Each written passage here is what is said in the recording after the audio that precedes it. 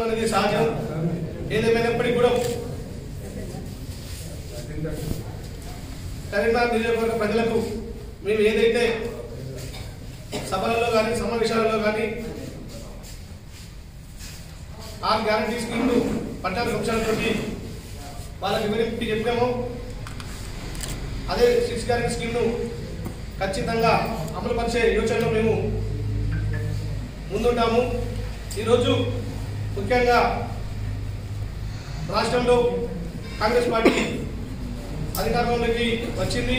దానికి గాను రేపటి రోజు మన ప్రముఖులు ముఖ్యులు గౌరవనీయులు రేవంత్ రెడ్డి గారు ప్రమాణ స్వీకార కార్యక్రమం కూడా ఉంటుంది.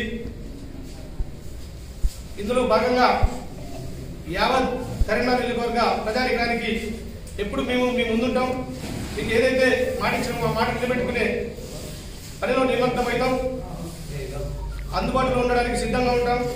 ఎప్పుడు కానీ మీకు ఏ అవసరం ఉన్నా ఏ సందర్భంలో కానీ కరీంనగర్ డిసిసి ఆఫీసు మీకు ఎల్లవెల్ల అందుబాటులో తలుపులు తెరిచే ఉంటాయి.